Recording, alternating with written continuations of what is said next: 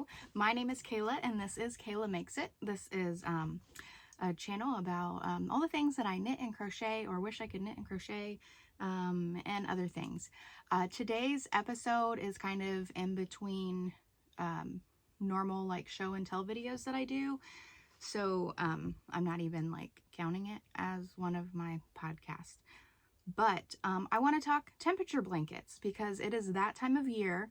And I did notice an uptick in the views on one of my YouTube shorts of me like kind of having just started my temperature blanket. And this was back in 2022. And I'm gonna tell you a little secret. I never finished it. But that doesn't mean that I'm not an advocate for temperature blankets.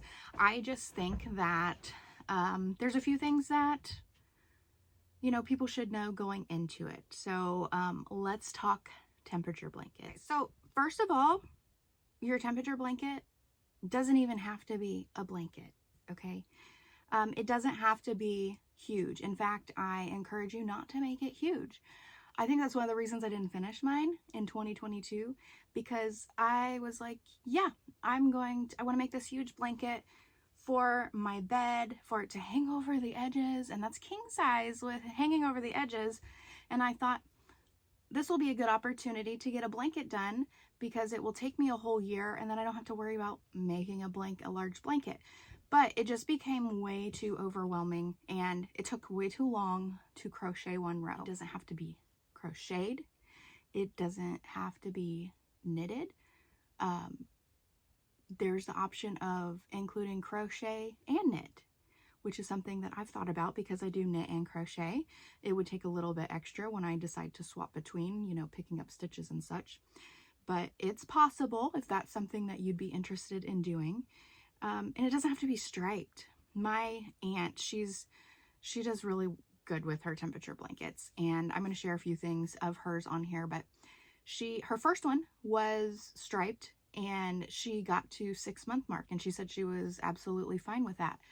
Because if you do make it large, it ends up being large. Like at one point I looked at mine and I'm like, if I continue this like it is, it's gonna be way too big. So she made a 6-month blanket. It's still a temperature blanket and it doesn't matter. And living here in Indiana, we got a full range of colors in that blanket, even with just 6 months. So this is her 6-month blanket and it turned out gorgeous and it's a nice striped blanket. But if you're one that's looking at the temperature blankets and like, you don't like stripes, you know, that's a big turnoff for a temperature blanket, but it's still a cool concept. So, you know, maybe do something different, like hers is chevron. So you've got this chevron design. This made me think you can do any sort of different stitches to kind of make it more exciting.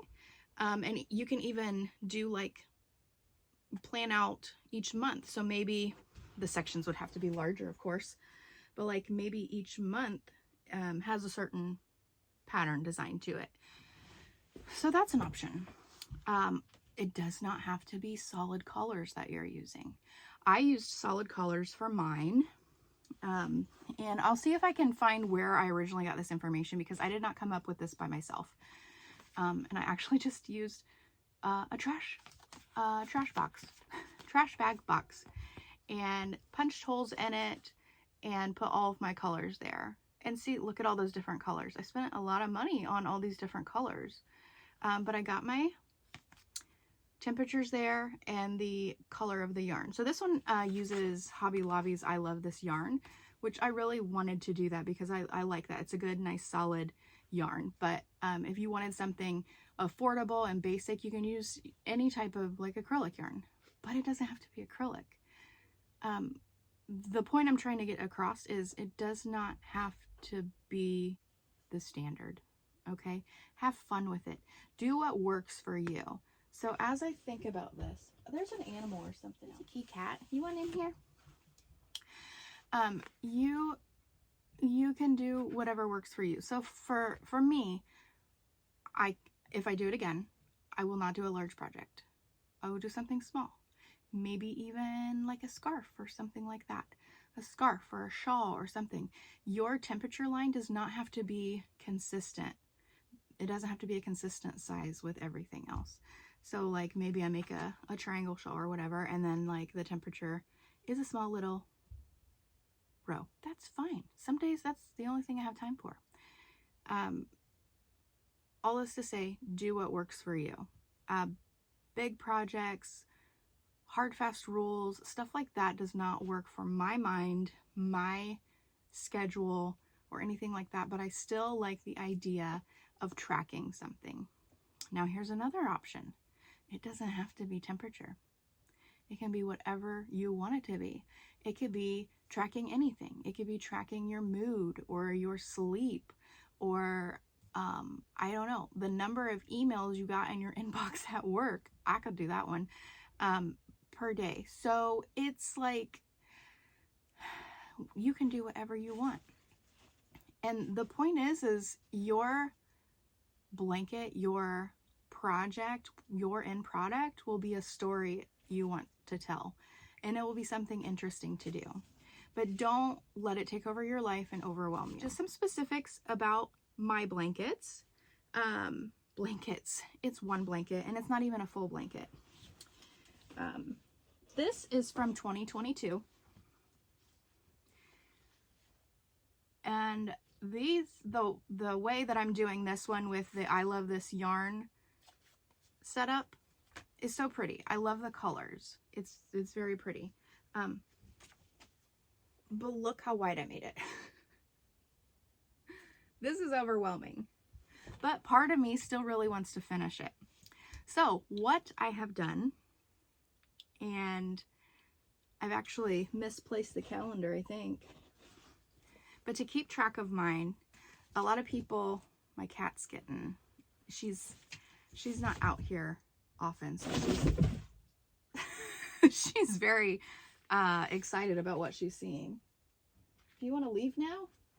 Did that freak you out? Did my amount of craft supplies freak you out? But I just grabbed a planner to show you.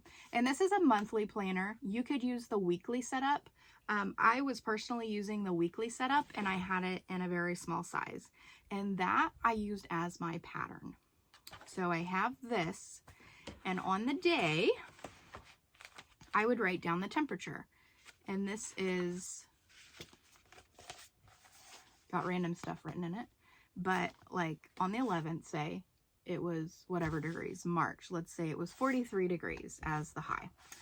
I would put that in, and then I would go here to my trash pattern, and at 43 degrees, that's between 41 and 45, so I'd use the color peacock. Well, say I'm like 2 weeks behind or 2 years behind, I would write down the temperature and the color. That way, when I'm ready to do it, I can catch up and do several rows if I want to, and I just mark off the day when I'm done. So I really, really recommend doing something like that with a calendar, because it's quick, easy, and it keeps it in a small space. So like, I mean, you can use this if this size doesn't bother you, but I recommend just getting like $1 or $1.25 from Dollar Tree, or any other store where you can get one of those calendars for cheap, because you can. Don't spend any more than $1 or $2 on a calendar, but put it in there, and that will be your go-to. That way, if you do get behind, you don't have to worry about finding it in a list that you've written down, or if you haven't even written it down. So that's I highly recommend that. Okay, let me check my notes, because I kind of wrote some notes down. Earlier I talked about it doesn't have to be striped. My aunt's 2024 blanket, yeah, the one she did this year, this is the pattern that she used, so I'm going to share that. I'll make sure I share it down in the description, because the patterns that she is using and plans to use for this next year are really nice options. Yeah, so for her 2024 blanket, she made squares, and each square was the month. So then she ended up with the 12-month squares. I believe that's how it is. I'd have to take a closer look, but it should be the 12-month squares. And that's another option for getting away from the stripes, okay? But take a look out there, because there's all kinds of stuff out there, because temperature blankets are not new. People have been doing them for a while. So you're going to be able to find some good stuff out there. And it doesn't have to be a solid color. I think I mentioned that before. Like, let's do something fun, right? Why can't this be, you know, 71 to 75 degrees, right? It doesn't have to be every shade of orange and red for the hot temperatures, or blues and purples for cool temperatures. What if you're a neutral girly like my daughter? Are you trying to come back in? Yeah, you just couldn't stay away. The yarn was calling. But maybe you're a neutral girl like my daughter. You know, maybe do some sort of variegation with a solid collar. Throw in some darker neutrals. There are no rules here, okay? The rules are what you make them. Most importantly, make something you actually want at the end. Don't do it just to be doing it. Don't do it just to end up with another blanket or another project and say that, oh, I've done the temperature blanket thing, or I've done whatever trend is out there. Do it because you actually want to do it, okay? And make it your own. I do want to share the pattern that my aunt plans on using for 2025. And it is this one. It is beautiful. It's very, very exciting. I can't wait to see it as she gets working on it this next year. My plans, you know, I really wanted to finish this blanket from 2022, but I think I got to the beginning of March, maybe I was only at the end of February. I don't know. I can't remember. I could count my stripes. And it really is beautiful. Should I make like a hooded scarf? I could turn it into a hooded scarf, couldn't I? That would actually be quite cute. Maybe I'll do that because it's basically already done. Just have to weave in the ends. Okay, so I won't finish my 2022 one, but I may want to do something a little different for 2025. It's probably not going to be a blanket, or if it is, it's going to be something different and exciting. It might even include my favorite yarn from this year. I think this is my favorite yarn from this year. It's gotta include something like that. And I don't know. Is there anything out there that you've seen that you're just like, I like this spin on the whole tracking temperature blanket craze, but is, you know, kind of thinking outside the box and something new? I would love to hear what you guys have seen. Another thought that I had that is not a new thought. And in fact, if I can track it down and share a picture of it and send you over to the person that posted it. I think I follow her on Instagram, maybe. I'll put the information either on the screen or down below, but she has made, I got fuzz from the yarn now, she has made a granny square that resembles the book cover of all the books that she's reading.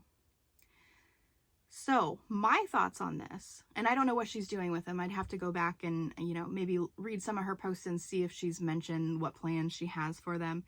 But my thought is, if you're an avid reader and you want to make a granny square based on the cover of the book, you could track that book by making the square and then making a blanket or, you know, small throw or whatever, depending on how many books you read and how many squares you would want to make from those books.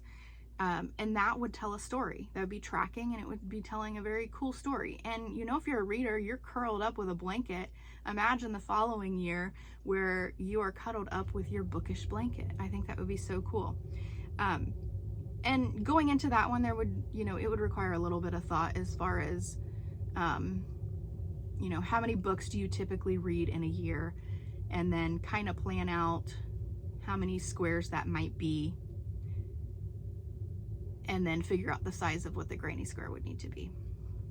But you may not even end up on an even number. So maybe you finish your blanket early, or you finish your blanket Hi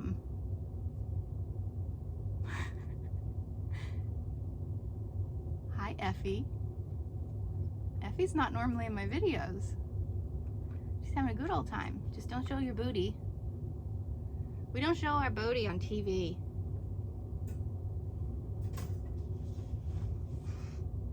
What are you doing? What are you doing? Come here, Kiki. Don't get into all my yarn. That's why I keep it out here, away from you critters who love to yarn. I forget what I was saying. I was distracted by a cat. That's not surprising, right? Oh yeah, so maybe it doesn't end on an even number, that blanket. You know, read a few more books or leave a few squares out. It doesn't matter.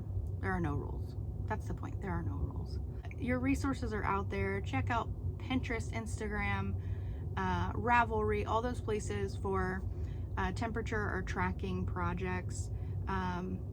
Think outside the box. Do what you want, what makes you happy. Yeah, maybe learn from my mistakes. I don't do good with huge projects, apparently.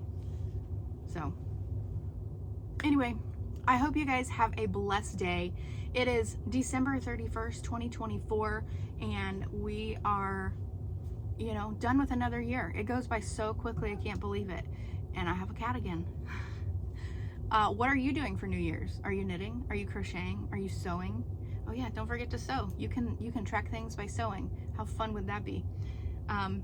Anyway, have a blessed end to your 2024 and a very blessed 2025, and I will see you in the next one. Bye.